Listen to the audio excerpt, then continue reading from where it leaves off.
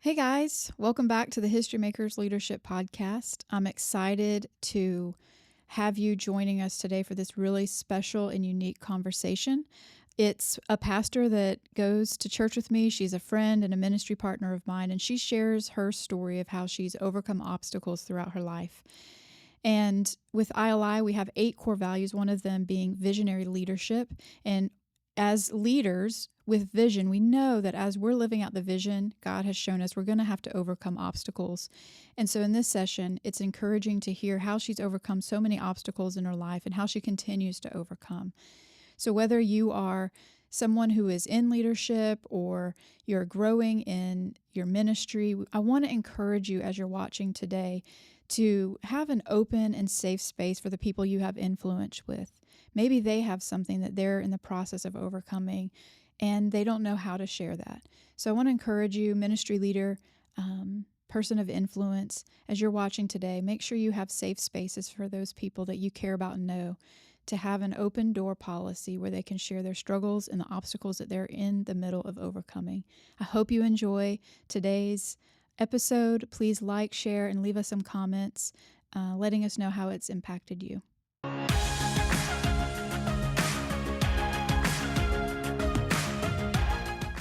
Well, I'm excited to have a pastor from my church joining us today. Before I let her tell you who she is, I want to introduce her as I know her. We've shared previously in our podcast about the curriculum that we have here called Christian to the Core. It's a discipleship material that you can do in your small group. And I'm currently doing that in my small group. And last night at group, we talked about Passion of the Harvest, and we all had to kind of share, what does a passionate person look like and how do they impact our lives? And several women in my group mentioned Kayla, that her passion for Jesus and her excitement and her boldness, they all talked about how she's bold. And that how encouraging and inspiring her life is to them. And so you guys get to meet her today for the podcast. So welcome, Kayla. I'm excited that you're here. So before we kind of get into our conversation, why don't you share with us, who are you? Where do you work? Why are you here? And then I'll kind of ask some questions to keep us going. All right. So my name is Kayla Countryman, and I work at Chapel Church, Bremen. That's a church in West Georgia. I'm a Next Step pastor. And so what that is, a discipleship pastor. So people that are coming to know Jesus Christ, their Savior, walk through the celebration of water baptism, to join in a small group in our growth track classes, and being in, just plugged in serving, being a part of the body of Christ. I feel like I'm a connection of discipleship and teaching people how to be friends with other people. Absolutely. And then I lead a 9-month discipleship program called Women of Valor. And I do that at Chapel Hill. We go through intense discipleship study. And so I've been doing that for 7 years, almost 8 years now. Wow. And I've been on staff for about that long. I feel like I've been doing ministry since a young age, but I've really been operating in ministry since I was 18. Wonderful. Well, we're happy to have you. You're a mom and a wife. So how long have you been married? How many kids do you have? Yes. So I have been married 17 years to Wow. Philip Countryman. Yay. We met at a young age and married super too fast. We have a 12-year-old, almost 13-year-old son, Zach, and we have a 10-year-old daughter named Nora.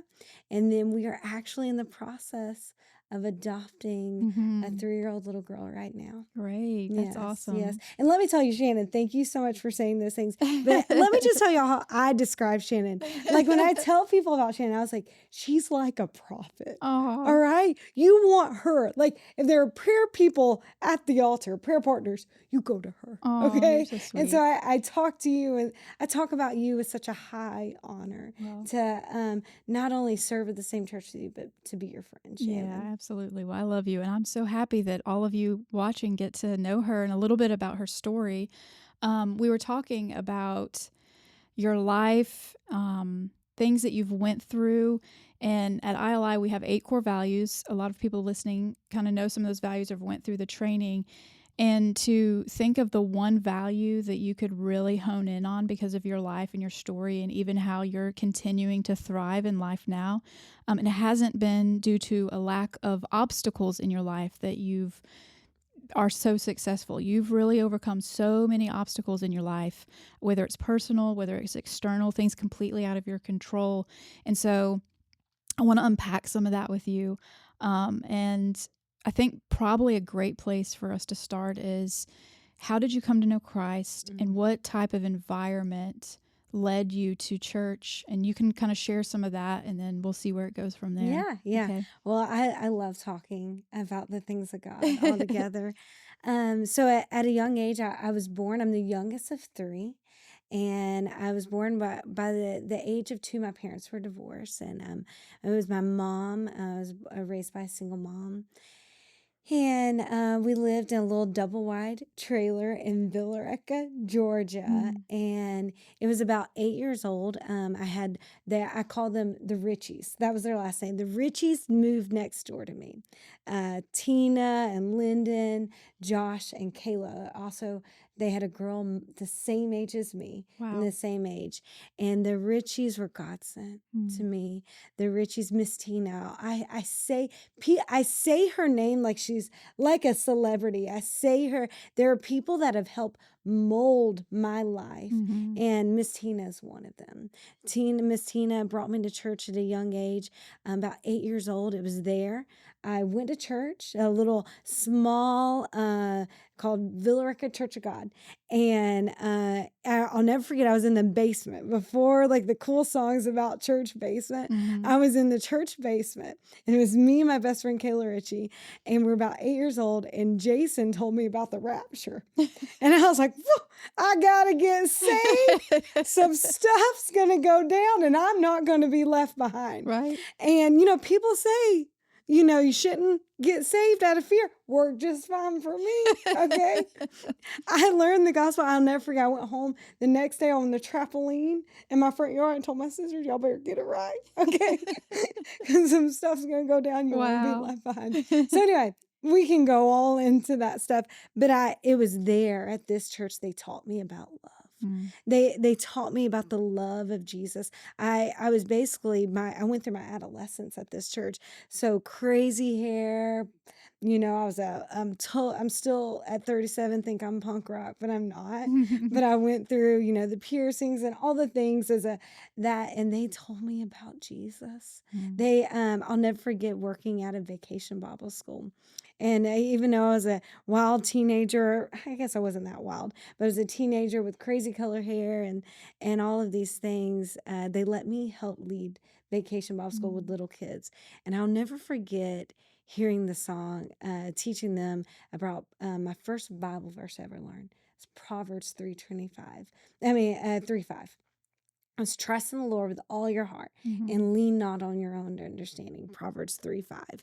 And it was there we would teach these kids that move, and it was like a seed planted in me. Mhm. Didn't really know what it meant, but I remember learning about that Wow. at this church. And I kind of, at my home life was hard. I mentioned my mom, just such a good person. Like anybody that knows her, she's like one of those people that's like her name is like famous. But as raising me, there's a lot of my childhood was it was hard. Mhm. There were things that happened and things in my life that were hard. There was alcohol in my home. Mm. My stepdad was abusive and Mm. just an alcoholic. There was my home, for lack of better words, was shattered glass of beer Mm. bottles, Mm. of the things I learned how to call 911 at a pretty young age. The Richies that I mentioned, I would go over to their house often and almost live there. Wow. And there's a lot of foundation things, being that I do have a good mom, and my sisters were amazing. There was hard things I went Right. through. On top of that, I'm dyslexic. So, at a pretty young age, I was labeled with a learning disability. Right. I was in speech therapy, so I had a very difficult time Mhm. talking and pronouncing things. Even now, there are words I might have to practice saying, Mhm. but it was very difficult for me. Schooling, learning to read or spell. Academics were very difficult. I had something called an IEP. Mm-hmm. And so this is where they would take me out of class and I would have all my tests read aloud to me by like an assistant teacher or a parapro. They would come and read tests aloud to me. And my mom would have to be very active with the school, going up there several times a year. I would go into these meetings that would usually, I guess, with other people, they would be difficult, but I had a mom that celebrated me. Really, I remember my mom, even though I had a speech impediment and learning was difficult, my whole life my mom would be like, Kayla, you are so intelligent. You use such big words. You have such a large vocabulary. Wow. And I'm telling you, it was not until I was an adult that I figured out my vocabulary was just the same as but I had almost like a false confidence because my mom just spoke these affirmations over my life. Wow. As such, I would go into these meetings and my mom and the teachers would celebrate me. Kayla would look around the room and use whatever is there to learn how to do things. And, I wasn't in special ed, but they test me every year just in case. I needed that. And so it was something, I mentioned, I was raised by a single mom. We lived in a small trailer. And so I was mentioned there was a lot of things in my life that like I would be ashamed of. I would have to hide my abusive stepdad. I would have to hide like this learning disability. Right. I would have to hide that I might not have we might not have as much money as somebody else. There were things that like I was natural at like hiding. Whereas like I was ashamed. At a pretty young age, I remember being in pre-K. So this is before you're even in kindergarten at First Baptist in Villa Rica. And I remember sitting at a table and I remember thinking, I'm not as smart as everyone in this room. Wow. I remember looking around and be like, I can't read. Okay, first of all, I was 4. Nobody can read at 4, I don't think. Right. But I really feel like this was a attack from the enemy of developing my character that honestly my mama counteracted with speaking these things that I don't even think she realized she was speaking prophecy over me by speaking these words or these things that made me feel different about myself and taught me how to have a joy. My mom's name is Joy. About my life, regardless of the obstacles, Right. regardless of these, because there was mountains. Nothing was easy. Home life wasn't easy. Learning wasn't easy. School, like just nothing was easy. Wow. And so at 17 years old, I was a senior in high school. I'll never forget my stepdad died in a motorcycle wreck. He was intoxicated. The last words that he shared were not words that I shared with him were not words of hope. I hated this man.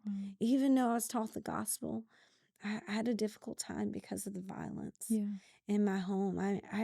There are memories after memories of being a small child praying, don't let Mark murder my mama or my sisters. Don't let him hurt us. Lord, just crying out to the Lord. Dare I say, before I even really knew God, Right. I knew how to cry out to him. Does that make sense? Yeah, that's good. These things before I really even knew the greatness of God. Right.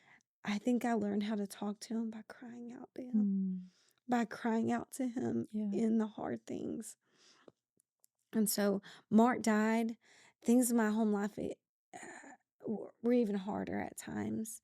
I was ready to move out. I was about to graduate high school. I was going to go to West Georgia College and university. I was going to go and thrive, move out. I didn't need my family, and I just wanted to pull away from anything that had to do with that. And I'll never forget a man. His name is Josh Doolittle. And I'll I never know Josh. forget. Okay. Josh was in a hardcore band. I didn't know all this, but Josh, in this stage of his life, I'll never forget. I worked at Johnny's Pizza in Villa Rica, and I was a waitress. And Josh Doolittle came in there and opened his Bible. And I'll never forget looking at him, and I was like, "That's what I need. I need Jesus."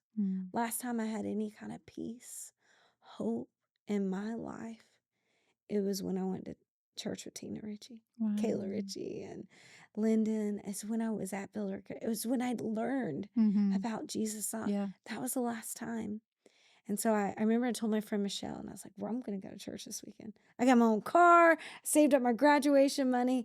I'm going to go to church. Mm-hmm. And my friend came with me to church, and we went to church. And I'll never forget going up to the altar and crying to this young woman that was a prayer partner. Her name was Lisa. And I said, I need Jesus. And she prayed with me. Then just invited God back into my life. Mm-hmm. And invited him back in the place where Right. he was at the throne, where I could trust Right. something when I couldn't trust any. Because after Mark died, I remember my life, I had thoughts of suicide. I could go on here and talk about these dark moments of where honestly it's the enemy Mm. coming in my life where I could have taken my life, Yeah. my own life. I could have gave in. Mm. There were times I felt like I was crazy Mm. with darkness and depression and not understanding grief is Mm. hard. Yeah. And Especially someone that you didn't like anyway, but now you got to Yeah. grieve them. And Yeah. so, So understanding grief, especially at like a young age of 18, it's just like there's no way I could do this right. yeah. Just dealing with the guilt. I didn't know where my stepdad was, heaven or hell. I dealt with so much grief. Um, and so I thought, okay, well, let me get out. But I remember seeing Josh Doolittle at that table reading his Bible. And I was like, okay, I'm going to go to church. Went to church and went to that girl at the altar. And I remember leaving that day and I told my friend, I don't know, but I'm definitely going to go back. It was Life Point Ministries. It was Assembly of God Church in Yeah, I remember Douglasville. them. And I told my friend, I said, I'm definitely going to go back there next Sunday. Well, 4 days after that Sunday, about 2 miles from where I lived, I passed by this spot, no joke, probably more than 10 times a week. Mm-hmm. I passed by this spot. And as I was passing by, I stopped at the stop sign, and there was trees blocking the way. And I should have pulled up more past the stop sign and paused again. And I stopped at the stop sign. That's where it is. And I went past, and a dump truck T-boned my car. Mm. It completely crushed my car. Drove me almost, the highway wasn't super far away with this spot where it could have drove me, but it stopped and they had to use the jaws of life to get me out. Mm. And my friend Michelle, the same girl I went to church with, she was passing by and saw that I was on the side of the road and Wow. called my mom. My mom left from her work, and we went to Villerica Tanner Hospital. And it was there where they're going to life flight me. And I don't know how the mayor of Villerica was there, but he was there that day. And someone told him, hey, her mom just lost her husband 6 months ago from a motorcycle wreck. And everyone there believed I was going to die. Wow. And they said, hold the helicopter for her mom to say Mm. her goodbyes. Wow. So my mom drove up. My sisters were already there. And my mom said she ran up to the firefighters, the police officers. She's like, I'm Kayla's mom. I'm Kayla's mom. Just tell me she's going to be okay. Mm. Just tell me she's going to be okay. Mm. And legally, they can't say anything. But all those officers told me and those firefighters told me that none of them thought I was going to survive. Wow. They went home and told their families that night. I was probably 96 pounds and 18-year-old girl probably died today. Wow. And my mom knew there was no hope in these men Yeah. to stand in front of her, that were standing in front of her. And she touched my hand, and then her and my sisters and the people gathered there that day hit the pavement at Tanner Villerica Hospital. As they life flighted me, my mom said, I know what it is like to lose a husband. Don't let me know what it's like to lose my daughter.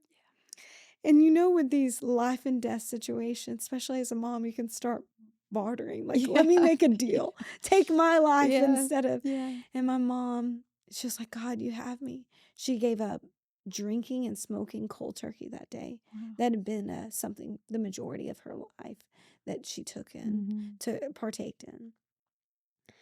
And she rode to Atlanta Medical Hospital. And it was there. They had me in intensive care. They dealt with all the traumatic injuries. I have wires, I have 3 wires in my elbow. I crushed my elbow. Mm. I had my ribs broken. I had stitches and staples everywhere. Wow.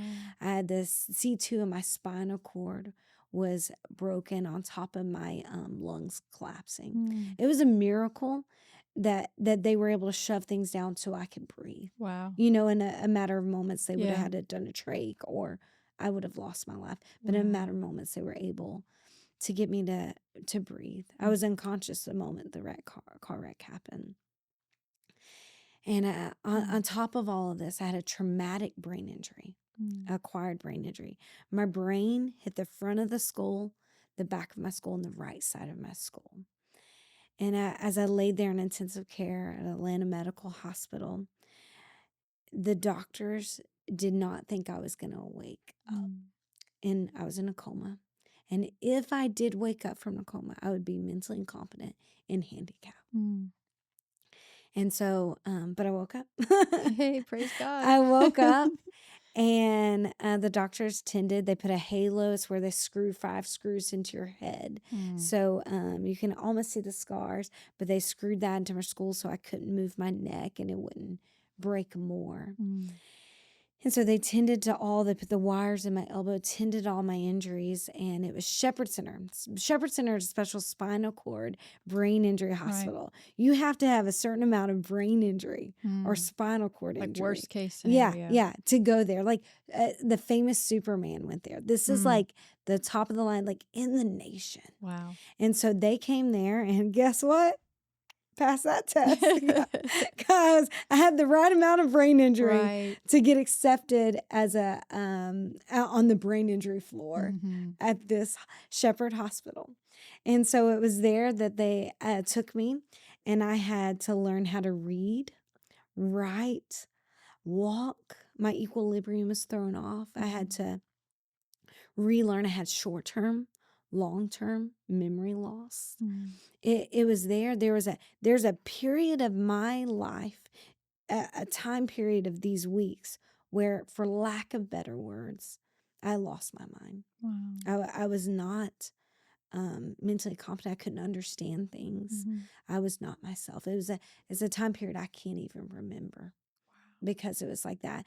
And my mom would say, I would be like, are we on vacation? I mean, there was things that my mind wasn't there. And, my mom stayed by my side. They didn't have like the wings where that are built on where family can stay. It was before all of that. And so my mom probably slept in a chair just like this. Dare not leave my side to be there. But I'll never forget. They call this like a medical breakthrough. It's when people with brain injuries start to realize something's wrong with them. And I'll never forget this moment. My mom parked my wheelchair. I was probably 85 pounds. At this, I had lost weight. I was a very small girl. And I was 18 years old. I'm in this wheelchair larger than me. It's not a child's wheelchair. And so it swallowed me whole. I had a cast on my arm, this huge halo of metal on me with this vest that was horrible And I never forget, my mom went to the bathroom. And this is a time I period in my life, my brain is not well. So for me to even remember these moments, it is the hand of God. I remember my mom parked me and I could see the mirror in the hospital room. I remember looking in the mirror, and it, like I said, it was a medical breakthrough, but it didn't feel like a breakthrough. It felt like heartbreak. But I remember looking in the mirror and thinking, oh, something's wrong with me. Wow. I can't think or understand things clearly. I'm really confused. And I remember being so scared. I remember looking in the mirror and thinking, wow, what's wrong with me? And that same seed that the Lord planted at Villa Rica Church of God, it was as verbal as you are and I are here, and we're here today. But I heard the Lord say to me, Kayla, trust in me with all your heart and lean not on your own understanding. Because I couldn't. Yeah. Because I couldn't understand. Right. And he said, it won't be this way forever. And it was just like, God just told me it's going to be okay. And I cling to that moment. Mm-hmm. I remember after that, every morning they would come to my hospital room and they would be like, what's the date? Who's president? Who are you? How did you get here? Mm-hmm. And then finally it's like, you're doing good if you Yeah. know all these things. Yeah. And I remember them telling me, you got hit by a dump truck. And I remember laughing because I was like, of course. Of course. Like, of course I can't just get into a normal car wreck. Right. I can't have just a normal learning ability. I can't have just a normal home life. I can't just get hit by a normal car. Right. Like, almost like Wow. I laughed. In a way, I was like, go figure. And almost like humor really got me through. Like, Mm-hmm. not like I'm bitter. Because a lot of people, I think this happened 4 days after I gave my life, invited Jesus to walk with me. Right. And I become disabled Right. and confused. On top of that, it's a physical disability and mental disability. But I had this hope of, he saved me. Mm. He saved me that day. It's July 6th of 2006. He saved me more ways than one that day. Because I think there was a path that I don't know what I was heading from. And there are Right. things that taught me this. Yep. At Shepherd Center, I had a speech therapist, an occupational therapist, a physical therapist. And so I had psychiatrists, I had a brain injury specialist, I had an orthopedic doctor, everything that you could think I had. Mm-hmm.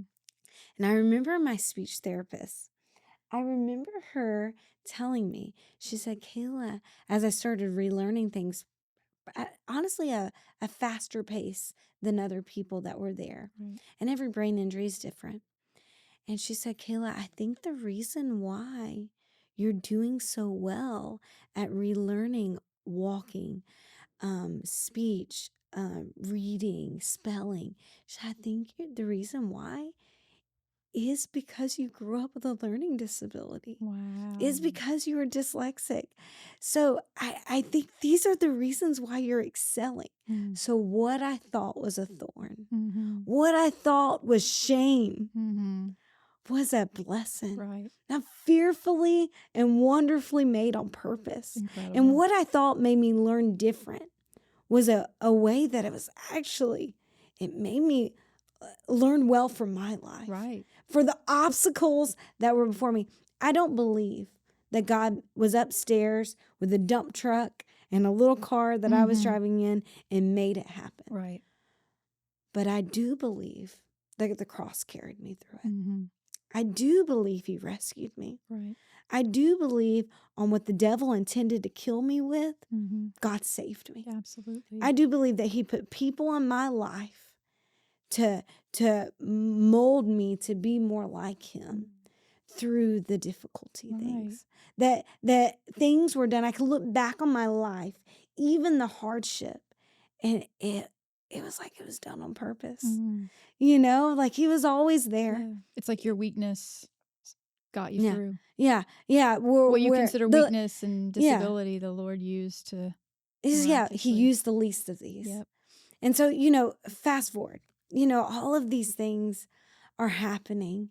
I'm healing. About 2 years after that, I still had to go. It was even after we got out of the hospital, me and my mom had to live in a hotel room in Atlanta where we traveled to Pathways Shepherd Center and did 8-hour therapy because the commute back to our home was too far. Wow. And it was there as a long recovery. It wasn't like that. I recovered faster than most people. But about 2 years after that, I had to go to Shepherd Center often and get checked out with check-ins. And the brain injury specialist met with me. His name is Dr. Caleb. And he said, Kayla, listen to what I'm saying, because I don't get to say this often. I don't get to say this to my patients. He said, when you came into this hospital, I never imagined you would live an independent life. I never imagined that you would live the life that you do. At that time, I was already walking in my calling as being a preacher. He said, for you to even speak at the speed you do, most people with brain injuries, the top I had, speak very slow. And we can tell today that's not my No, problem. it's not. He said, for you to function independently, he said, I thought your mom or the state would be taking care of you for the rest of your life, that you would be in a wheelchair and you would never operate. Yeah. Here I am. I'm 37-year-old. I'm discipling people. I'm leading people into a growing relationship Right. with Jesus Christ. I have 2 kids that are just above average intelligent, operating. It's a miracle that I have them, but soon to be 3. Yeah. The things that God put before me, the tables that he has invited me to, tables that, dare I say, I could almost feel unqualified, uh, in a way, not talented enough, not intelligent enough, not spiritual enough, not I don't make enough money to be at this table. All of these things that could be obstacles. Yeah. All of these things that they don't line up. You can't make this stuff up. Right. God invites me to these tables. And it's because I've got some grit about me, I believe. Yeah. I believe that there are moments that I've walked through hell, that the Holy Spirit, that God carried me through, that I could come on this side of. That despite what is in front of me, almost like when people are like, man, you get an A for A+, that's what you get. I feel like my whole life I got a T for try. Like I'm like a T for try kind of girl. Yeah. I'm willing to try anything. I tell this as I lead my discipleship program, when the Holy Spirit's leading me to maybe be bold and minister to someone, or to step out and say these things, I always think, man, I would rather look like an idiot than walk away and not do what God's told me to do. Amen. Not to walk in a way of where my friend Drew, she says it often, where it's like, do it scared. And I think for a long time I was willing to do obstacles scared. Until one day this just became a part of my life. Yeah. Almost like where people will look at situations and be like, man, all of these signs are leading me to not do this. Almost, I see difficult things and I'm like, the more difficult, I'm like, oh, I'm definitely called to this. The more impossible the situation feels, where most people will be like, hey, maybe this is a sign from God that I shouldn't do this. Dare I say, I'm like, if it is a fight or a difficulty or a hard, where people are repelled, like even dealing with homeless people, dealing with dangerous people, dealing with difficult people and frustrating situations where it would repel others, I'm almost drawn to it. Wow. Not in a way of like a Messiah complex or like, let me be a hero because my childhood was horrible, but in a way of like, oh, I know through my weakness, his power is made perfect. Through his glory will be shown in these impossible, whereas it's like, no, I'm not good enough. I'm not any of these things, but I trust in him. Yeah. Like I trust in him in this way where it's important for me to have a voice. I love it. Even as you're sharing it, it's like I could just see, oh, I'm the least likely, therefore I'm the one. Yeah. This seems like something there's no way I can do it, and I shouldn't be the one being asked to do it. Oh, but I'm least likely. No one's going to look at me and think I can do this. Therefore, it must be God that was able to accomplish all these things in my life, you know? So just to unpack a little bit, you're still dyslexic. Yeah. So, but this is when people tell stories like mine, it's like these evangelists, like getting people to say amen. And it can almost seem like everything's past tense. I did have a brain injury. I am healed. I'm not on medication. My brain is healed. I'm whole. I don't have a disability in that way. But I was born dyslexic. Right. And dare I say, I hate using the word because I can kind of be a hippie about it. Because I've learned, it's taken me, I'm 37 years old.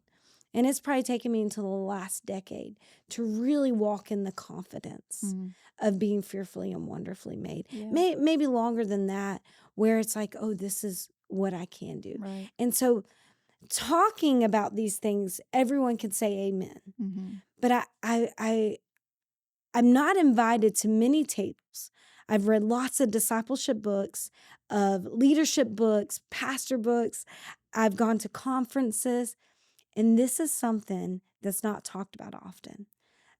Being someone that succeeds as a pastor, as just really business or any obstacle with an active learning disability. Right. Like you'll see people with physical disabilities, and that I'm not dislining the miracle work of that, Mm-hmm. but I dare say people will talk about these things.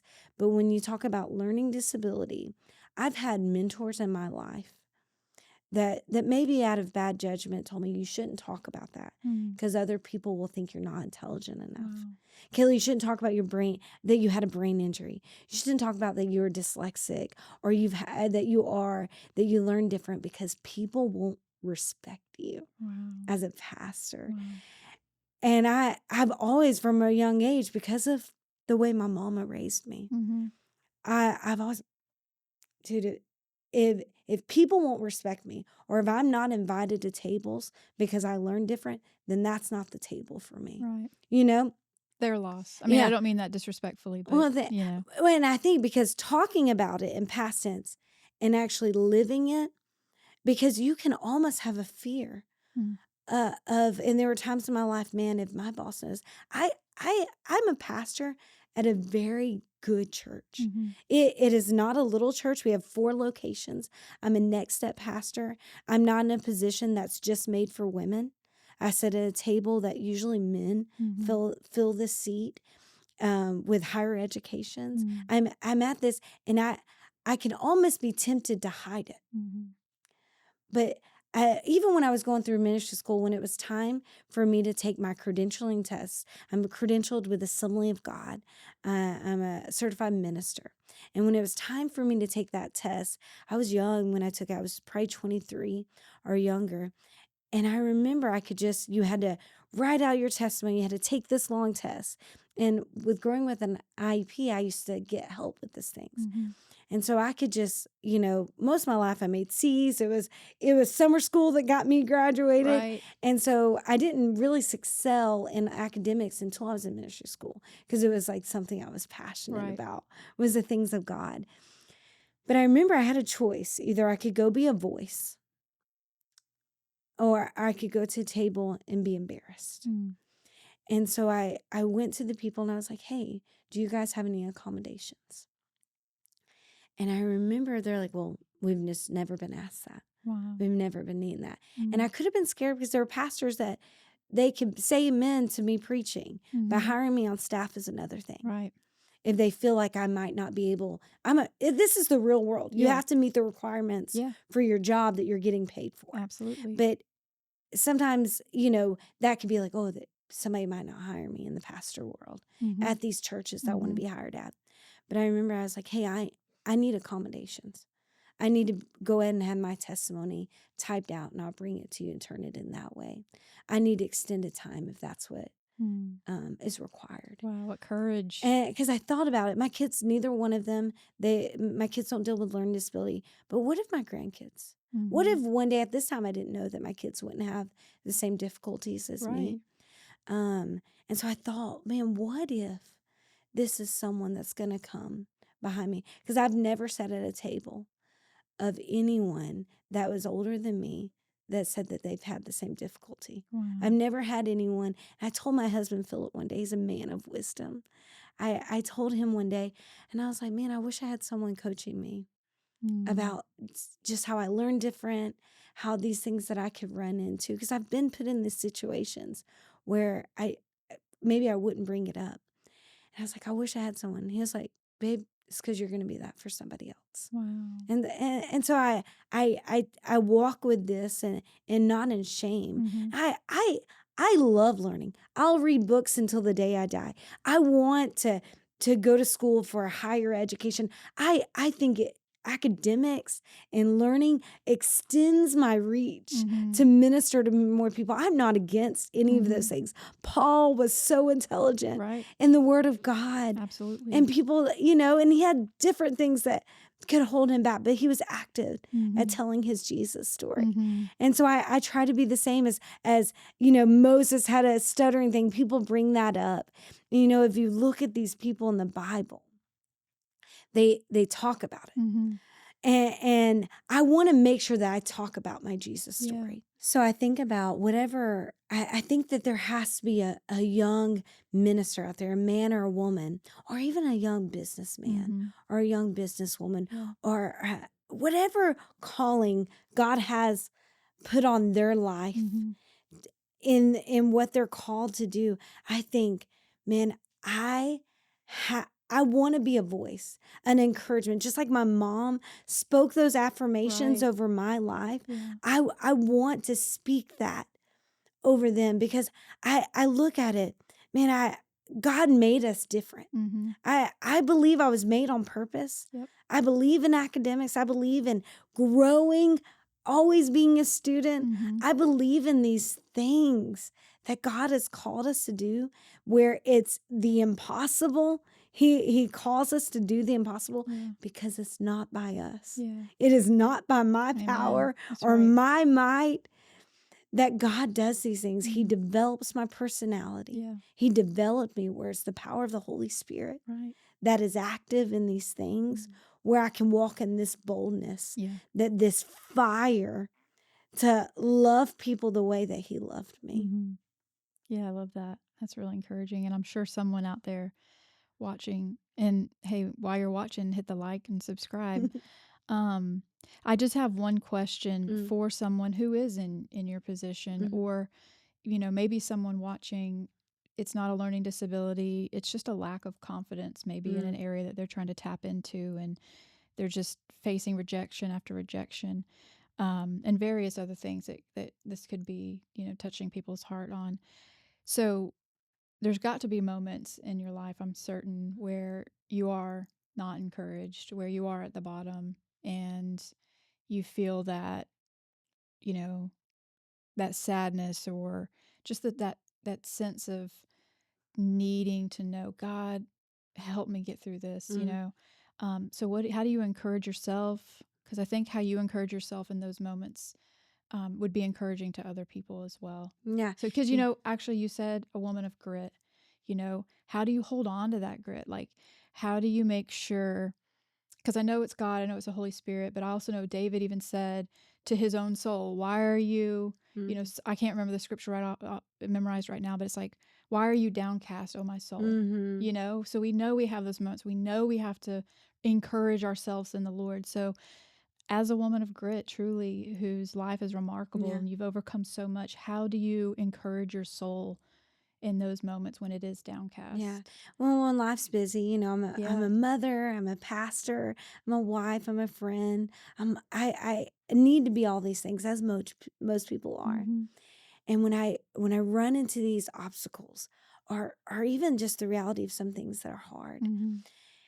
and I'm sitting at these tables, maybe counseling these people going through these things, or when things are hard for me, it kind of goes back to when I was a child. I learned to talk to the Lord by crying out. Mm. Almost like the same as you're saying with David. Yeah. If you read through the Psalms, he cries He out does. to the Lord, Mm-hmm. where I cry, God, I need you. Almost, it could be with Practicing the Way by John Mark Comer's, Mm-hmm. his book, where it says, let my mind return to him. And so oftentimes in my busyness or the hardship or difficulties and obstacles, Lord, let me return my mind, as I was that 15-year-old child, teenager, learning, trust in the Lord with all of your heart, Yeah. and lean not on your own understanding, where I believe in Jesus more than I believe in myself. Yeah. I believe in Jesus more than I believe on my leaders, Yep. more than I believe in my great husband and my great children, and the things that God has called me to, that I'm so honored Mm-hmm. to be a part of. Yeah. At the end of the day, it's whatever gives glory to God. Yeah. So in my obstacles, in my hardship, whatever it comes to, God, I cry out to you Mm-hmm. and I give you the glory. In Amen. these moments, I trust in you with all of my heart. So I tell young women or women that are going through difficulties, men that are maybe women that are going through divorce or men that are going through divorce, it won't be this way forever. Mm-hmm. Whatever hard thing I have before me, because there are tables that I've set out. I did a podcast with my pastor, Pastor Drew, you know him, Mm-hmm. and he's such a gracious pastor. But I remember I did this podcast and this material. I wasn't, with the time frame that I was given, I was not able to study it as well as my pastor could just like look at it, read it once, go. Yeah. He's killing it. Yeah. For me, it does take me a little bit longer from the time I got the material and the time I need to produce the podcast with my pastor. As a discipleship pastor and him, I was like, I was having a hard time reading the material Mm-hmm. and studying it. I needed more time. And I remember I went home to my husband. I'm 37. This is probably when I was 35. I remember sitting in my car crying. So this is not like a past testimony. Yeah. This is not that far Right. long ago. But I remember sitting in my car. I'm like, I'm not intelligent enough. Like, I can't do this. Mm-hmm. And I remember going home to my husband. I remember going to my friend Allison Adams. And I'm like, I just don't know if I could do it. Because like sometimes I'll write papers. I'll write these things and I'll read over it 100 times. And I don't see any errors or anything wrong with it. Praise the Lord for Grammarly Yeah. and things like that. But I would do these things. And my friend Allison, she was like, maybe that's a gift. You don't see imperfections, Kayla. It's a gift. Wow. People need that you're a pastor. They need you to not see all their imperfections. Yeah. That you still see the good. And my mom taught me that. But I remember going back to the story with Pastor Drew. I went home and I was crying to my husband. And I was like, Philip, I don't think I can do this. And he said, hey, you need to sit down and you need to talk to Pastor Drew. And I was like, man, I want this man to let me preach on Sundays. Mm-hmm. We have a church of 600. I don't want opportunities to be taken away from me Right. because they've heard me preach about being dyslexic and a brain injury, heard me preach about these things, but seeing it up close is a little bit different than Right. talking about it in the Right. past. Yeah. And I remember feeling like, what would I do? Philip said, you need to talk to Pastor Drew about it. And I know the character of this man, but still the fear meets you where you are. Mm-hmm. And just like the Lord meets you where you are, if you let it, the fear will meet you right That's where you are right. too. That's right. And so I remember I was like, man, I feel like maybe he'll be like, okay, it might be easier for Pastor BJ, our youth pastor is so talented. It might be easier to pull somebody else in, Pastor Matt, Mm-hmm. to do this because you can't meet the requirements. Mm-hmm. Honestly, like that's what I was scared of. And I sat at a table with Pastor Drew. And I was like, Pastor Drew, and I had tears in my eyes. I was like, I can't do some of this. It's hard for me to read this material on the spot. And I need more time. I think I can do it if I'm trying to talk like Kayla Countryman talks, but trying to talk about like somebody else talks is difficult for me. And I remember he just covered me with love. Wow. And he just said, Kayla, well, let's just go through it. And the parts that you can't read, I can read. Mm. Or I can help you. If you don't know a word, I'll help you. Oh, wow. And it was like, I did that. And it was like, I didn't have one problem with the podcast after that. It was like, it's excelled. It was like, Wow. I had to have that freedom because who the sun sets free is free indeed. Absolutely. And so in that trust, not in my own self, Mm-hmm. not in my pastor, not in anyone else, but in that trust in God, hey, I'm fearfully and wonderfully made. I'm going to trust in him. Mm-hmm. It brings a victory. Yeah. My friends say often that like that's my word, victory. Mm-hmm. I would say so. And so it brings this victory. Not that I identify with being hit by a dump truck. Not that I identify, that's not my identity that I have I'm dyslexic. My identity is I'm a child of God. Amen. And he can use me to do whatever he wants, That's whenever right. he wants. I just have a heart that's going to be bold and willing with the power of his Holy Spirit to do whatever he wants, Right. whenever he wants. That's so powerful. I love it. And when you're not feeling it, you cry out to God, Yeah. and encourage yourself and encourage in God's word. Well, I'm so grateful for your story, for your life, for bring an awareness to something that is not talked about. Mm. Um, I want to say enough, but I don't know hardly at all people who talk about ministers or people called to something when their intelligence or they have a disability or even physical issues that they cannot accomplish unless God's grace covers them and gets them to the finish line. So I appreciate you being vulnerable, Mm. sharing with us. And I hope all of you that have watched today are encouraged by her story. We have the 8 core values, which one of them is overcoming obstacles. We talk about overcoming personal obstacles, knowing who we are in Christ, being Yes. strong in our identity, as Kayla was sharing even with us today, and then those external obstacles that we have to overcome, things that are outside of our control. Mm. And I know many of you deal with that, personal and external obstacles. And so I hope this has encouraged you and given you hope. Again, subscribe to this. We're Yes. encouraged by all of you who are watching and growing with us and learning some of these leadership skills and traits with us. And again, thank you, Mm. Kayla, for being with us. Let us know in the comments what part of her story touched you. If there's any questions you have or you want to follow up, just let us know and we'll get back in touch with you. Thanks, guys.